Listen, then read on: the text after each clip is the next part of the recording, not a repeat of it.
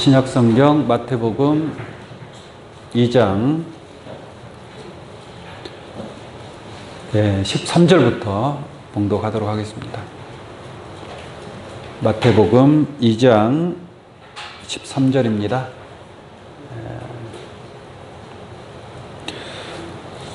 저희가 떠난 후에 주의 사자가 요셉에게 현몽하여 가로되 헤롯이 아기를 찾아 죽이려 하니 일어나 아기와 그의 모친을 데리고 애굽으로 피하여 내가 네게 이르기까지 거기 있으라 하시니라. 요셉이 일어나서 밤에 아기와 그의 모친을 데리고 애굽으로 떠나가 헤롯이 죽기까지 거기 있었으니 이는 주께서 선지자로 말씀하신 바 애굽에서 내 아들을 불렀다 함을 이루려 하심이니라. 이에 헤롯이 박사들에게 속은 줄을 알고 심히 노하여 사람을 보내어 베들레헴과 그 모든 지경 안에 있는 산의 아이를 박사들에게 자세히 알아본 그때를 표준하여 2살부터 그 아래로 다 죽이니 이에 선지자 에레미야로 말씀하신 바 라마에서 슬퍼하며 크게 통곡하는 소리가 들리니 라헬이 그 자식을 위하여 애곡하는 것이라. 그가 자식이 없으므로 이로받기를 거절하였도다 함이 이루어졌느니라. 아멘. 마태복음 2장 13절로 18절까지 봉독해 드렸습니다. 오늘 이 말씀을 통해서 예수의 성탄과 하나님의 섭리라는 제목으로 말씀을 증거하도록 하겠습니다. 예수님의 성탄을 오늘날 많은 사람들이 기뻐하고 즐거워하고 그렇게 매해마다 성탄절과 또 크리스마스 이브날 많은 사람들이 참 기쁨을 누리고 있습니다. 그렇지만 우리가 표면적으로만 기뻐할 것이 아니라 예수 성탄에 관한 하나님의 뜻이 무엇인가, 하나님의 어떠한 섭리가 숨겨져 있는지 우리가 바로 깨닫는 그런 여러분들의 믿음과 신앙이 되어야 할 줄로 믿습니다. 하나님의 섭리, 예수님의 성탄 속에는 아주 놀라운 하나님의 섭리가 숨겨져 있습니다. 근데 어떠한 하나님의 섭리가 숨겨져 있느냐? 섭리라는 것은 원리와 법칙입니다. 원리와 법칙은 변할 수가 없는 거죠. 그런 것을 섭리라고 얘기합니다. 우리가 자연의 섭리, 그러죠?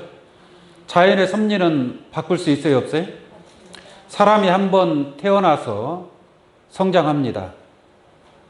유년기를 지나서 소년기가 되고 청년기가 되고 중년기, 장년기가 되고 노년기가 되고 그리고는 결국 마지막에 가서는 어떻게 되는 거예요? 죽음을 피할 수가 없는 겁니다. 이것도 하나의 자연의 섭리입니다. 그 자연의 섭리를 막을 수 있나요? 막을 수가 없어. 섭리라는 것은 바꿀 수도 없고 막을 수도 없는 것입니다. 봄이 가면 여름이 오고 여름이 가면 가을이 오고 가을이 가면 뭐가 와요? 겨울이 오고 겨울이 오면 추워요, 안 추워요? 춥고 눈이 오고 물이 단단하게 옵니다. 이런 것들이 자연의 섭리라고 말씀드릴 수 있습니다. 그러한 섭리는 막을 수가 없다는 얘기예요. 바꿀 수도 없는 겁니다. 사람은 누구나 다 오래 살고 싶겠죠. 장수하고 싶겠죠. 그러나 그것이 내 뜻대로 되겠습니까? 사람이 장수해봐야 그 연수가 강건하면 80이라고 얘기합니다. 성경에도 그렇게 기록이 되어 있습니다. 또 사람이 한번 태어나서 죽는 것은 정한 이치다라고 말씀하고 있습니다. 그게 하나님께서 정해놓은 섭리라는 얘기예요. 자연의 섭리입니다. 거스릴 수 없는 것이다라는 얘기죠. 이와 마찬가지로 하나님께서 정해놓은 섭리가 있다라는 얘기예요.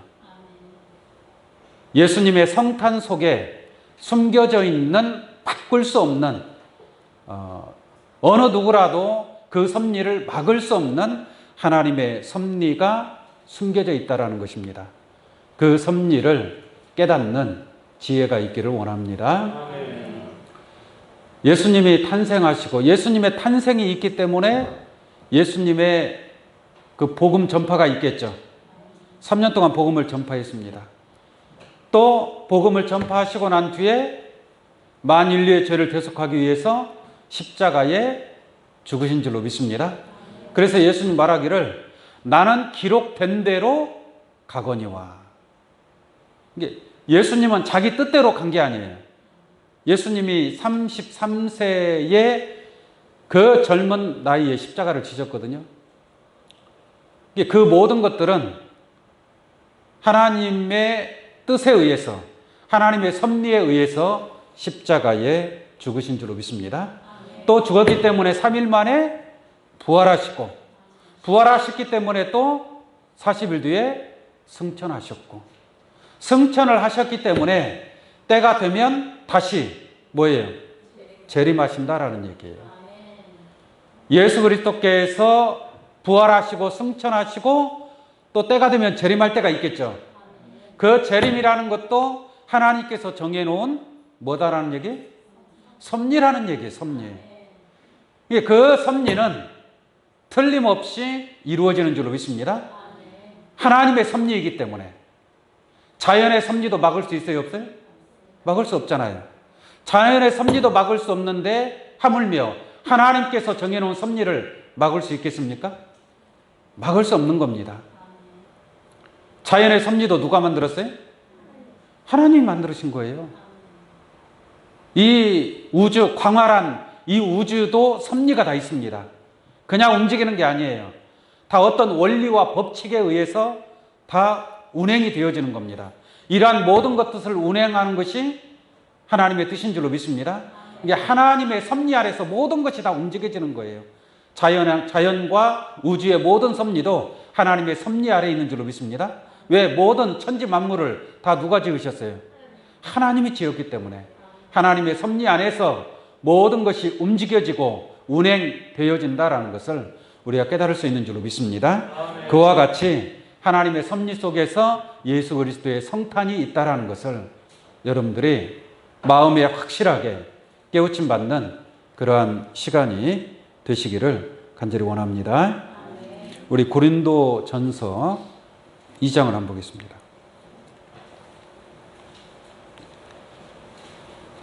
고린도 전서 2장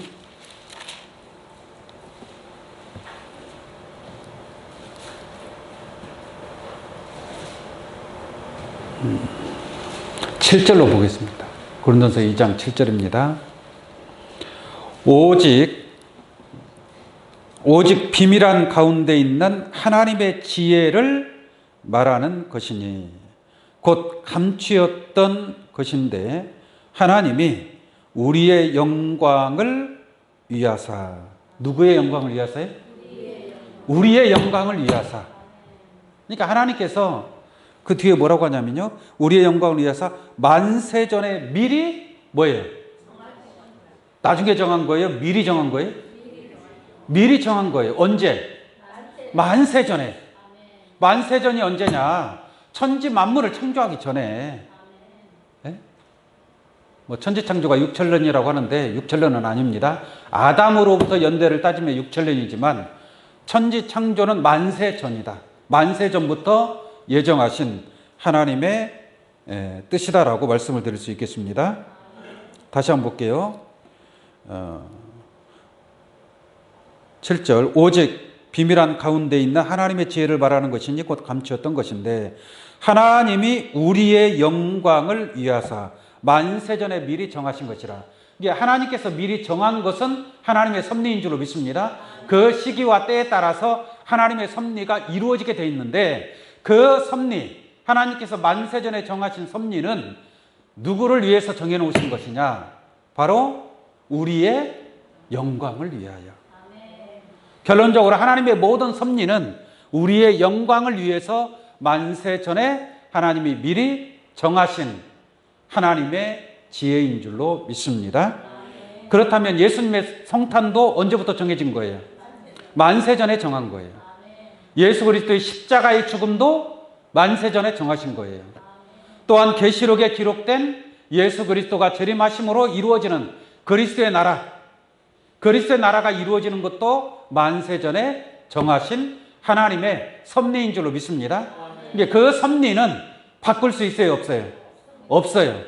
하나님께서 만세전에 시작부터 끝까지 알파 오메가의 처음과 나중이요 시작과 끝이라 하신 하나님의 뜻대로, 하나님의 섭리대로 모든 것은 이루어지고 성취될 줄로 믿습니다. 누구를 위해서? 우리의 영광을 위해서. 우리의 영광을 위해서. 이러한 영광의 축복이 여러분들에게 함께하기를 원합니다. 하나만 더 볼까요? 에베소서 3장 11절 한번 보겠습니다. 에베소서 3장 11절로 보시면 곧 영원부터 우리 주 그리스도 예수 안에서 예정하신 뜻대로 미리 작정했다는 얘기예요. 예정했다. 이게 하나님 예정된 것이 바로 하나님의 섭리라고 말씀드릴 수 있습니다. 다시 보겠습니다. 곧 영원부터. 언제부터요? 영원부터. 이게 만세 전에 작정했다는 말이나 영원부터 예정했다는 말이나 같은 말씀인 줄로 믿습니다.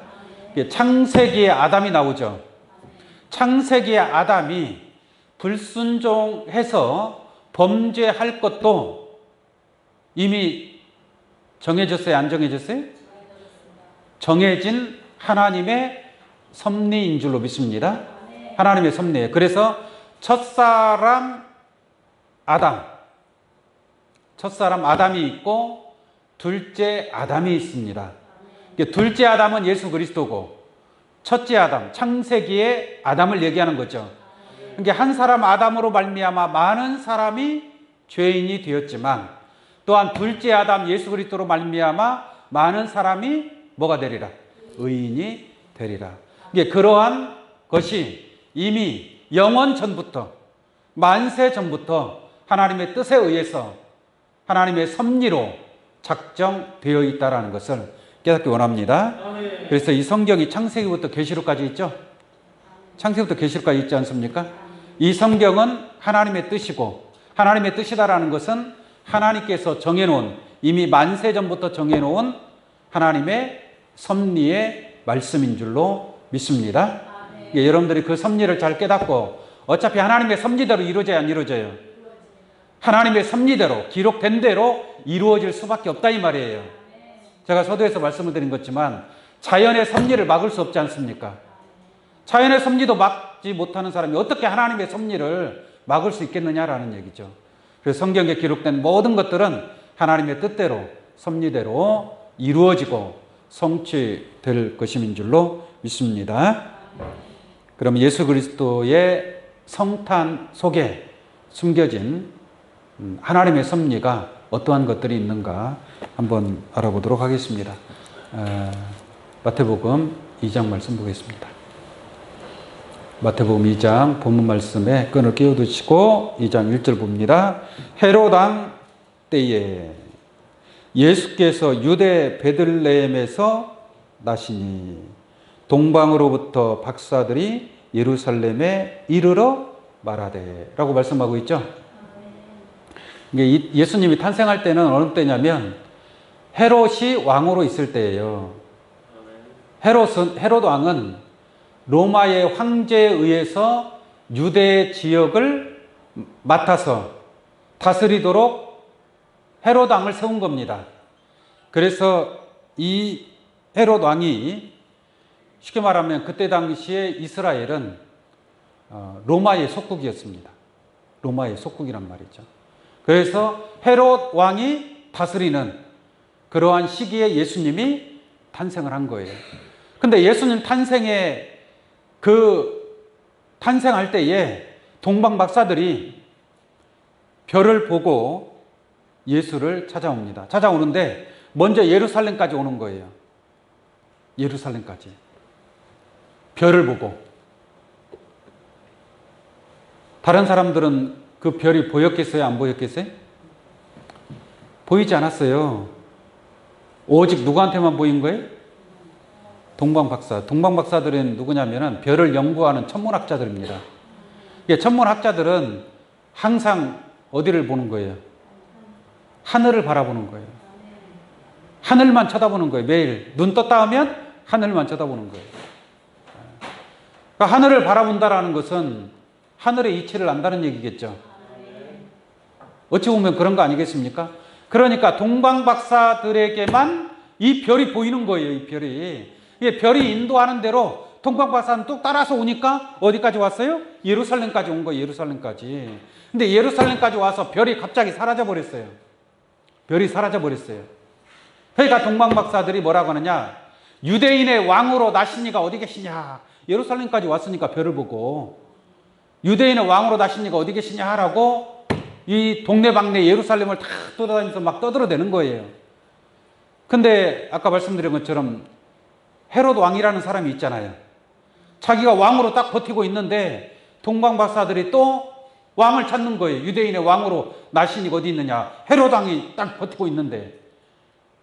그러니까 헤롯 왕이 동방 박사들을 불러가지고 왕으로 나신 이, 그 성경에 예언된 그 내용을 알려주는 거예요. 자, 그 내용을 한번 잠깐 보도록 하겠습니다. 3절 보겠습니다. 3절. 헤롯 왕과 온 예루살렘에 듣고 소동한지라. 동방 박사들이 왕이 어디 있습니까? 라고 물어보니까 이 예루살렘이 발칵 뒤집어진 거예요. 4절 보겠습니다. 왕이 모든 대제사장과 백성의 서기관들을 모아 그리스도가 어디서 나겠느냐 물으니 가로되 유대 베들레헴이오니 이는 선지자로 이렇게 기록된 바 또 유대 땅 베들레헴아 너는 유대 고을 중에 가장 작지 아니하도다 네게서 한 다스리는 자가 나와서 내 백성 이스라엘의 목자가 되리라 라는 이 예언의 말씀이 미가서 5장 2절에 기록되어 있단 말이에요. 그러니까 유대인의 왕으로 나실 베들레헴에서 탄생할 것을 성경은 예언하고 있는 줄로 믿습니다. 이 예언은 예언적인 말씀. 예수님이 베들레헴에서 탄생할 것을 누가 작정한 거예요? 하나님이 작정한 거예요. 언제? 만세 전에, 영원 전부터 하나님의 작정된 그 계획과 섭리대로 이루어지는 줄로 믿습니다. 그래서 동방 박사들이 이와 같이 유대인의 왕으로 나신 이가 어디 계시냐라고 찾는 거예요. 찾으니까 헤롯 왕이 동방 박사들을 불러가지고 그 왕이 너희들이 찾고 있는 그 왕이 저 베들레헴에서 탄생한다. 그러니 너희들이 가서 왕을 영접하고 경배하고 나한테도 알려줘라. 그럼 나도 가서 경배하겠다. 그렇게 해서 동방 박사들을 어디로 보내요? 베들레헴으로 보내는 거예요. 베들레헴으로. 이제 동방 박사들은 헤롯 왕의 말만 믿고 어디로 가는 거예요? 베들레헴으로 가는 거예요. 근데 가다 보니까 또 별이 갑자기 팍 나타나 버려요. 문득 나타나요. 별이. 그래서 그 별을 보고 또 어디까지 가느냐? 베들레헴까지 들어가요. 베들레헴에도 한 집이 아니잖아요. 많은 집들이 있을 거 아니에요. 그러면 그 별이 어디까지 인도하느냐? 그 아기 예수가 탄생한, 마구간에서 탄생한 그 집 위에까지 별이 인도를 하는 거예요. 동방 박사들은 그 별을 보고 아기 예수가 탄생한 그곳에까지 인도를 받게 됩니다. 받게 됩니다. 한번 보겠습니다.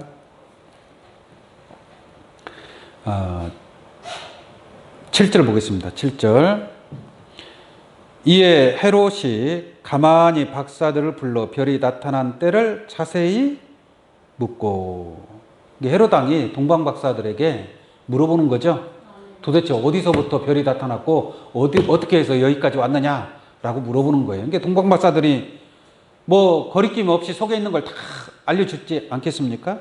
자, 8절 보겠습니다.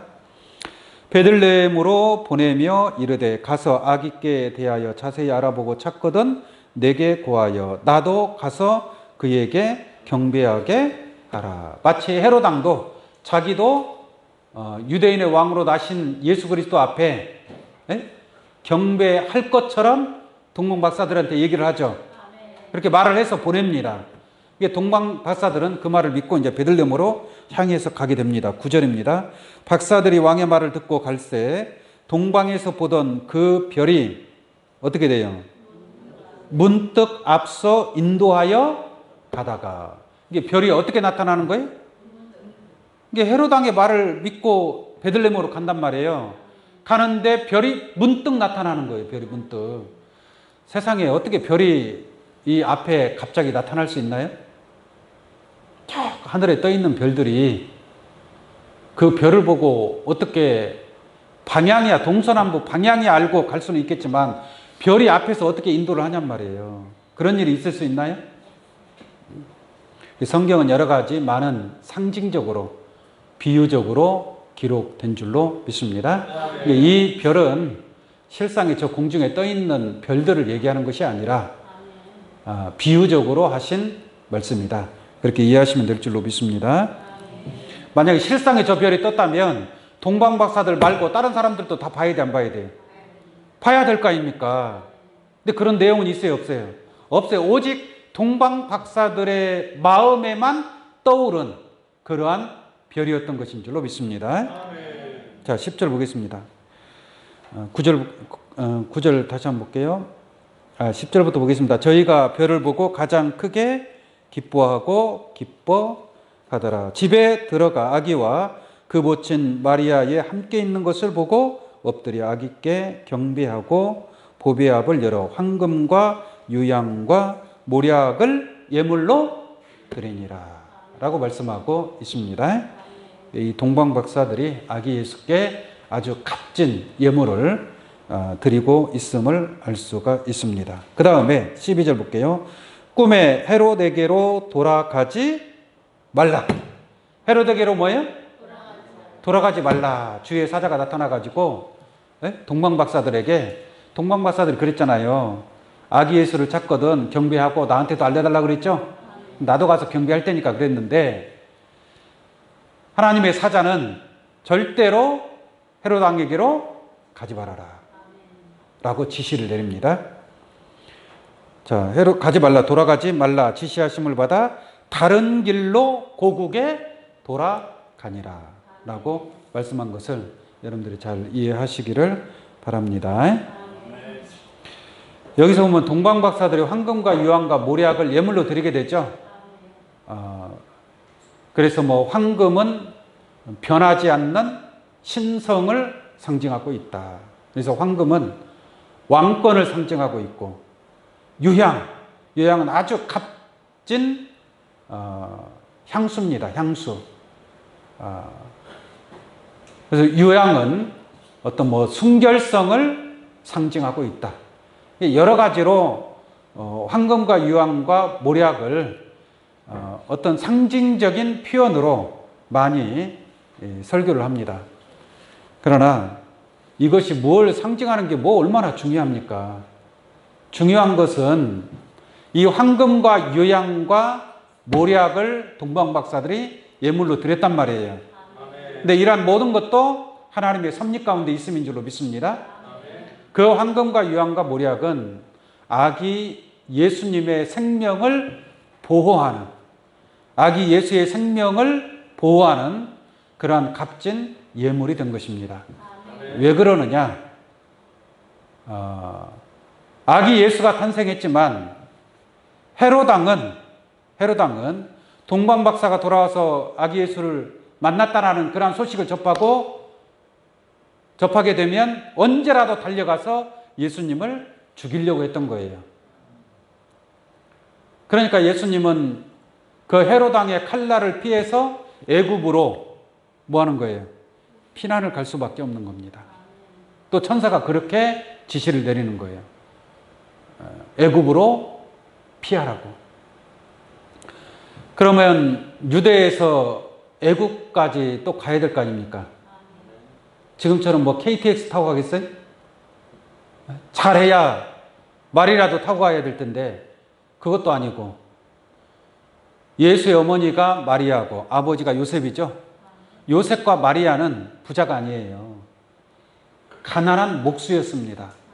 가난한 목수. 지금도 목수의 삶이라는 게 그렇게 부유하지가 않지 않습니까? 그죠? 근데 그 당시에 얼마나 가난했으면 예수님을 어디에서 낳았어요? 마구간에서 낳았어요. 마구간에서. 왜? 사관에 있을 곳이 여관이 없다는 얘기예요. 호텔이 없고 모텔이 없고 여관이 없었어요. 여관이. 그런데 돈만 많이 있다면 그 방 하나 못 얻겠습니까? 그렇잖아요. 돈이 많이 가지고 있었다면 왜 마구간으로 갔겠냔 말이에요. 한 2배, 3배 더 얹어서 주면 방 주인이 비워주겠어요? 안 비워주겠어요? 비워줄 거 아닙니까? 아기 예수가, 사람이 아기가 태어난다고 하는데 그 방을 안 비워줬겠느냐라는 얘기죠. 돈만 많이 준다면. 그런데 돈이 없어요. 너무나 가난했어요, 예수님. 그 요셉이. 그래서 결국은 마구간에서 예수가 탄생한 겁니다. 그런데 이제 또 애굽으로 도망가야 되잖아요. 애굽으로 도망가는데 하루 3끼는 안 먹어도 2끼는 먹어야 될 거 아니에요. 아기 예수 젖은 먹여야 될 거 아니에요. 그래요, 안 그래요? 그러려면 어머니가 잘 먹어야 될 것이고, 또 애굽까지 가기 위해서는 계속 산모가 걸어갈 수는 없잖아요. 아기 예수도 그렇고. 뭐 낙타라도 하나 있어야 된다든지. 그러려면 뭐가 있어야 돼요? 돈이 있어야 돼요, 돈이. 그래서 동방 박사들이 아기 예수께 예물로 드린 이 황금과 유향과 모략은 다 아주 값비싼 물건들입니다. 값비싼 물건들이에요. 그래서 이것을 돈으로 환산해서 예수님과 그 가족이 애굽으로 피난하는 길에 그러한 아주 값지게 쓰임받는 예물이 되었다라는 것을 우리가 깨달을 수 있는 줄로 믿습니다. 만약에 이것이 없었다면 어떻게 도망가냐? 어떻게 애굽까지 피난 그 몇백 킬로를 어떻게 가냔 말이에요. 애굽에서 못 먹고 살고. 그러니까 예수님의 생명을 보존하는 그런 값진 예물이 되었다라는 것을 우리가 깨달을 수 있는 줄로 믿습니다. 아멘. 자, 그 다음 보겠습니다. 13절. 저희가 떠난 후에 주의 사자가 요셉에게 현몽하여 가로되 헤롯이 아기를 찾아 뭐하려 하니? 죽이려 하니. 예수님을 죽이려고 하는 거예요, 헤롯 왕이. 그러니까 뭐라고 합니까? 일어나 아기와 그의 모친을 데리고 애굽으로 피하여 내가 네게 이르기까지 거기 있으라 하시니라. 애굽으로 도망가야 된단 말이에요. 아니면 헤롯 왕이 금방 쫓아와서 죽이니까요. 그래서 애굽으로 피난을 가게 됩니다. 14절 보겠습니다. 요셉이 일어나서 밤에 아기와 그의 모친을 데리고 애굽으로 뭐예요? 떠나가 헤롯이 죽기까지 거기 있었으니 이는 주께서 선지자로 말씀하신 바 애굽에서 내 아들을 불렀다 함을 이루려 하심이니라. 그러니까 애굽으로 피난을 갈 것도 이미 작정이 됐어요, 안 됐어요? 작정이 된 거고, 또 애굽에서 내 아들을 부르는 것도 뭐예요? 이미 기록이 되어 있고 하나님의 섭리 가운데 다 예정된 그런 하나님의 뜻이었다라는 것을 우리가 이런 말씀을 통해서 알 수 있는 줄로 믿습니다. 이게 예수 그리스도의 성탄도 이와 같이 하나님의 섭리 안에서 다 작정되었건만 마지막 때 이루어질 그리스도의 재림과 하나님의 나라가 이루어질 이 모든 계시록의 말씀, 마지막 오메가적인 것도 다 하나님의 섭리 안에서 기록된 대로 이루어지고 성취될 줄로 믿습니다. 자, 이와 같이 해서 이제 요셉과 마리아는 아기 예수를 데리고 어디로 피난 갔어요? 애굽으로 피난을 간 거예요. 애굽으로 피난을 갔습니다. 자, 그러면 헤롯 왕은 동방 박사가 올 때까지 기다리고 있겠죠. 네? 기다려도 와요, 안 와요? 안 온단 말이에요. 왜?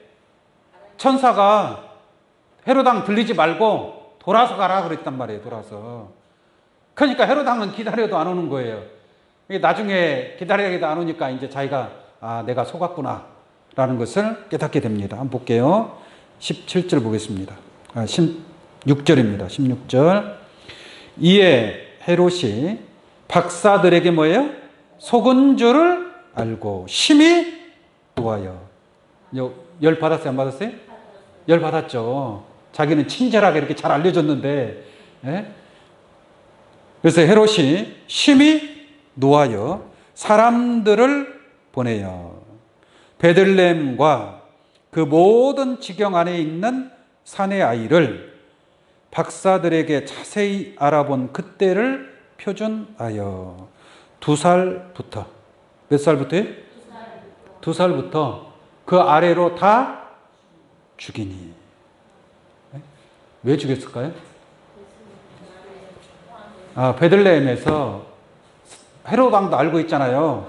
이스라엘을 다스릴 왕이 베들레헴에서 태어날 것을 알고 있단 말이에요. 왜? 제사장들이 알려줬단 말이에요. 성경 학자들이 다 알려준 거예요. 이게 헤롯 왕도 그 사실을 알고 있어. 베들레헴에서 유대인의 왕이 탄생하는구나 라는 것을 알고 있었기 때문에 그 베들레헴의 2살 아래의 어린아이들, 예수, 그 안에는 이제 예수가 포함됐겠지. 누군지를 모르잖아요. 누군지를 모르니까 그냥 한 2살 밑으로 다 죽이면 그 가운데 아기 예수도 죽겠지 하는 마음에 베들레헴과 그 지경 아래에 있는, 베들레헴 주변에 있는 모든 동네에 2살 아래의 어린아이들을 다 죽이게 됩니다. 근데 몇 명이나 죽은지는 모르겠죠. 하여튼 2살 아래의 어린아이들. 여러분들 자녀들 키워봤겠지만 2살이면 귀여워요, 안 귀여워요? 제일 이쁠 때 아니겠습니까? 그렇잖아요. 제일 귀여울 때, 제일 이쁠 때, 눈에 넣어도 아프지 않을 때, 크게 2살 어린아이란 말이죠. 근데 그런 어린아이들이 무슨 죄가 있다고 헤롯 왕이 군사를 보내가지고 그 2살 아래 어린아이들을 다 죽여버립니다. 그러니까 베들레헴이 어떻게 했어요? 막 통곡 소리가 진동을 하는 거죠. 그렇지 않겠습니까?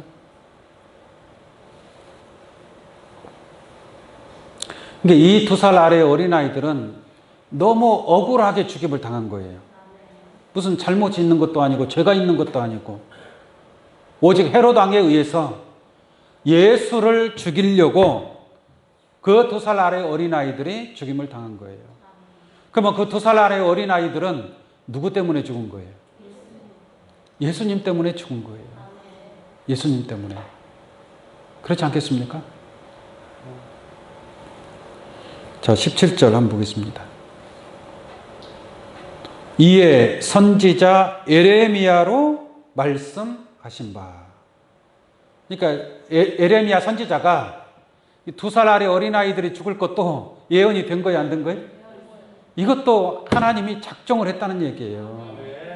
만세 전에 영원전부터 정하신 하나님의 섭리의 뜻대로 이루어지는 줄로 믿습니다. 그러면서 하는 말이 18절 보겠습니다. 라마에서 슬퍼하며 크게 뭐하는 소리가? 통곡하는 소리가 들리니. 결론적으로 이 통곡 소리는 누구의 통곡 소리예요? 베들레헴의 그 학살당한 어린아이들의 어머니의 통곡 소리란 말이에요. 그 어머니들이 얼마나 아프겠습니까? 그 2살 배기 애기가 죽임을 억울하게 죽임을 당했는데 왜 죽는지도 모르고 죽는 거 아니겠어요? 이게 그 어머니들의 통곡 소리를 예레미야 선지자를 통해서 예언한 말씀이다 라는 것을 알 수가 있겠습니다. 아멘. 자, 볼게요. 라마에서 슬퍼하며 크게 통곡하는 소리가 들리니 라헬이 그 자식을 위하여 애곡하는 것이라. 라헬이 그 자식을 위하여 애곡하는 것이라. 그가 자식이 없으므로. 누가 자식이 없다는 얘기예요? 라헬이 자식이 없다는 얘기 있잖아요. 자식이 없으므로 위로받기를 거절하였도다. 이렇게 예언이 되어 있어요. 근데 라헬은 누구냐? 야곱의 아내죠. 야곱의 아내가 라헬입니다. 야곱의 아내가 레아도 있어요. 레아. 언니가 레아고 동생이 라헬인데 언니는 자녀를 많이 낳았는데 라헬은 자식을 못 낳았어요. 자식을. 그래서 조금 괴로운 일을 당했지만 그러나 나중에 요셉을 낳게 됩니다. 또 베냐민을 낳게 돼요. 그러니까 사실상 라헬이 뭐 자식이 없으므로 위로받기를 거절하였도다 라는 것은 라헬에게 자식이 있었으니까요. 자식이 있었으니까. 그런데 마치 라헬이 자식이 없어서 통곡하는 것처럼 이렇게 기록이 되어 있잖아요. 이게 라헬을 비유해서 베들레헴의 그 어머니들의 통곡 소리를 라헬로 비유해서 말씀하고 예언하고 있다라는 것을 알 수가 있겠습니다. 근데 이 라헬은 요셉을 낳고 야곱의 12아들이 있죠. 12아들 중에 마지막 11째하고 12째가 요셉과 베냐민이에요. 요셉과 베냐민. 그 요셉과 베냐민을 라헬이 낳았단 말이에요. 근데 라헬이 낳았는데 라헬이 베냐민을 낳다가 죽었어요. 베냐민을 낳는 과정에서 너무 산고가 심해서 베냐민을 낳기는 낳았는데 라헬이 어머니가 죽었어요. 죽어서 베들레헴에 장사를 지낸 겁니다.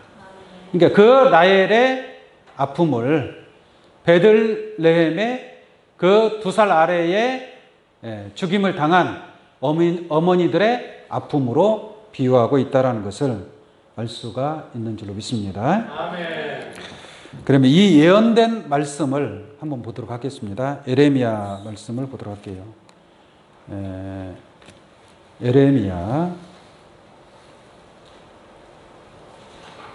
31장 15절을 보겠습니다.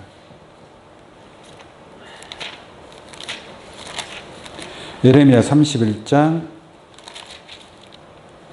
15절입니다. 15절.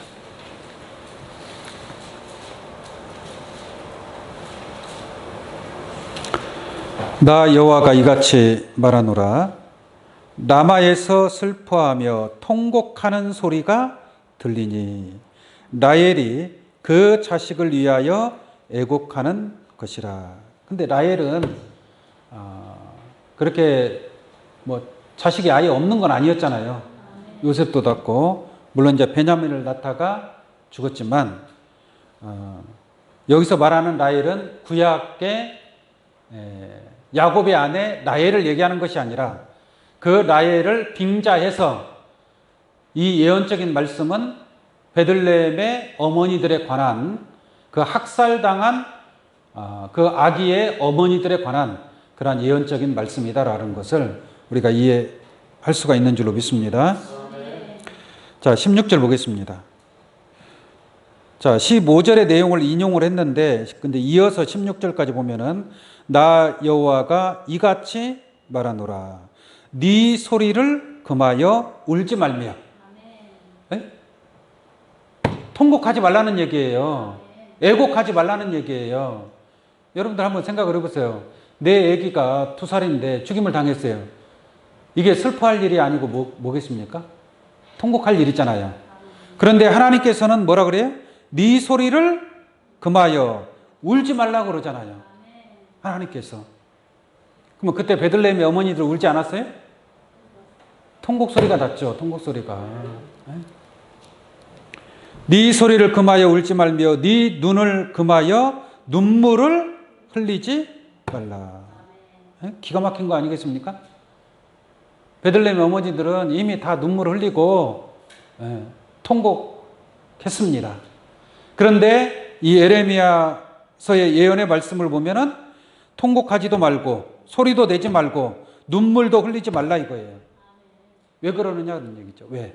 그 이유가 뭐냐? 네 일의 갚음을 받을 것인지. 네 일에 뭐예요? 하나님이 갚아주겠다 이 말이에요. 그 2살 아래 어린아이들이 억울하게 죽임을 당했잖아요. 예수님 때문에 예수님의 생명을 살리고자 그 2살 아래 어린아이들이 죽임을 당한 줄로 믿습니다. 그러니까 하나님의 아들 예수 그리스도를 살리기 위해서 그 2살 아래 어린아이들이 죽임을 당했으니까 거기에 대한 것을 억울하게 죽임을 당한 그 핏값을 하나님께서 뭐 하겠다? 갚아주겠다라는 얘기예요. 할렐루야. 이 놀라운 하나님의 섭리를 우리가 깨달을 수 있는 줄로 믿습니다. 네 일의 갚음을 받을 것인즉 그들이 그 대적의 땅에서 돌아오리라. 여호와의 말이니라. 그들이 그 죽임을 당한 영아들의 생명이 다시 돌아온다는 것은 뭐예요? 부활한다라는 얘기예요. 하나님의 부활의 약속을 받게 되었다라는 것을 깨달을 수 있는 줄로 믿습니다. 17절 보겠습니다. 나 여호와가 말하노라. 너의 최후에, 언제 가서? 최후에. 이게 최후니까 마지막 아니겠어요? 2000년 전에 죽임을 당한 영아들이지만 최후 마지막에 가서 소망이 있을 것이라. 너의 자녀가 자기들의 경내로 돌아오리라 라고 말씀하고 있습니다. 이들은 죽임을 당한 예수님 때문에 죽임을 당했으니까 순교자들인 줄로 믿습니다. 이 순교자들의 그러한 영혼으로 다시 부활할 것을 약속하신 하나님의 뜻이다라는 것을 깨달을 수 있는 줄로 믿습니다. 마지막으로 베드로후서 말씀 하나 보도록 하겠습니다. 베드로후서.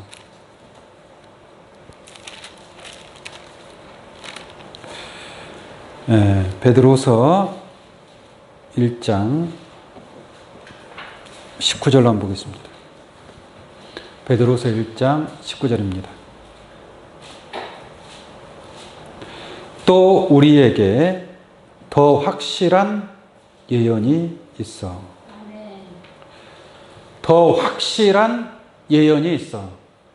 예언을 어떻게 알아야 돼요? 확실하게. 마치 얼굴과 얼굴을 대하여 보는 것처럼. 여러분들이 멀리서 안개 사이에서 저 멀리서 걸어오는 사람을 보면 누가 누군지 바로 알 수 있어요? 없어요?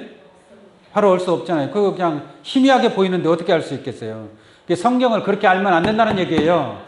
예수 성탄에 관한 하나님의 섭리도 확실하게 얼굴과 얼굴을 대하여 보는 것처럼 그러한 깨달음이 있기를 원합니다. 그래서 다시 볼게요. 19절. 또 우리에게 더 확실한 예언이 있어. 예언의 말씀을 확실하게 알면 하나님의 섭리가 무엇인가를 확실하게 알게 되는 줄로 믿습니다. 그 확실한 예언이 있어. 어두운 데 비추는 등불과 같으니. 어두운 데 비추는 뭐가 되는 거예요? 등불과 같다는 얘기예요. 이게 여러분들이 깨달은 확실한 하나님의 말씀을 깨달았을 때에는 등불이 있지만 그러나 말씀을 모르면 등불이 있는 거예요, 없는 거예요? 등불이 없는 거예요.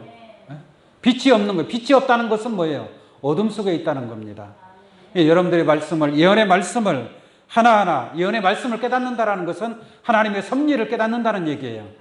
그 하나님의 섭리를 하나하나 깨달아갈 때에 여러분들은 어둠에서 빛 가운데로 나오게 될 줄로 믿습니다. 그래서 다 보세요. 확실한 예언이 있어. 어두운 데 비추는 등불과 같으니. 날이 새어 샛별이, 무슨 별이요? 샛별. 샛별이 너희 마음에 떠오르기까지. 샛별이 너희 마음에 별이 어디에서 떠오르는 거예요? 마음에서 떠오르는 거예요. 마음에서. 그래서 동방박사들을 인도하는 그 별이 실상에 저 공중에 떠 있는 별이 아니라 마음에 떠오르는 별인 줄로 믿습니다. 마음에 떠오르는 별이기 때문에 문득 갑자기 없어질 수도 있고 갑자기 떠오를 수도 있는 거예요. 할렐루야. 그러나 확실한 예언의 말씀을 여러분들이 깨닫고 있을 때에는 그 예언의 말씀이 여러분들을 인도하는 샛별이 될 줄로 믿습니다. 2000년 전에 동방박사들은 초림하는 주님을 영접했지만 이 마지막 때에는 예수님이 다시 오시는 줄로 믿습니다. 그러니까 다시 오시는 주님을 영접하기 위해서, 그래야 여러분들이 그리스도와 더불어 함께 그리스도의 나라에 참여하게 될 줄로 믿습니다. 그러니까 참여할 수 있는 자들은 누구냐? 예수 그리스도의 재림을 영접할 수 있는 자. 그 영접할 수 있는 자들은 누구예요? 동방박사들 같이 그 마음에 샛별이 떠올라야 될 줄로 믿습니다. 샛별이 떠올랐을 때에 이 별은, 다시 한번 보겠습니다. 19절. 또 우리에게 더 확실한 예언이 있어 어두운 데 비치는 등불과 같으니 날이 새어 샛별이 너희 마음에 떠오르기까지 너희가 이것을 주의하는 것이 가하니라. 마지막에 이 확실한 예언의 말씀을 깨달을 때 여러분들의 마음에 별이 떠오르게 됩니다. 처음에는 별이 없겠죠. 그러나 한 말씀 한 말씀 듣고 깨달을 때마다 점점 별이 뭐예요? 떠오르는 거예요. 떠오른다라는 것은 하나님의 말씀 안에 생명이 있고 빛이 있는 거예요. 무슨 별이 내 속에 있는 것이 아니라 말씀 속에 있는 그 빛이 여러분들에게 샛별이 될 것인 줄로 믿습니다. 우리 계시록 2장 말씀 한번 보겠습니다. 계시록 2장 27절 한번 보겠습니다. 그가 철장을 가지고 저희를 다스려 질그릇 깨트는 것과 같이 하리라. 나도 내 아버지께 받은 것이 그러하니라. 그러니까 하나님께서, 예수님께서 이기는 자와 끝까지 내일을 지키는 그들에게 만국을 철장으로 다스릴 권세를 준다라고 말씀하고 있습니다. 그런데 28절 말씀 보세요. 내가 또 그에게 뭘 주는 거예요? 새벽 별을 주리라. 그러니까 이기는 자와 끝까지 내일을 지키는 자들의 마음에서 이 샛별이 곧 새벽별인 줄로 믿습니다. 이 샛별이 그 마음에 떠오르게 된다라는 것을 우리가 알 수 있는 줄로 믿습니다. 그래서 2000년 전에는 동방 박사들이 그 마음에 떠오르는 별, 하늘을 보고 하늘의 섭리를 배우고 또한 연구하는 그러한 천문학자들의 마음에 예수의 별이 떠올랐던 것처럼 마지막 때에 다시 오시는 주님을 영접할 수 있는, 다시 오시는 주님과 함께 할 수 있는 그러한 마음의 샛별이 확실한 예언을 깨달음으로 말미암아 그 샛별의 인도를 받아 다시 오시는 주님과 더불어 하나님의 나라에 참여할 수 있는 여러분들의 복된 신앙이 되시기를 예수님의 이름으로 축원합니다. 기도하겠습니다. 참으로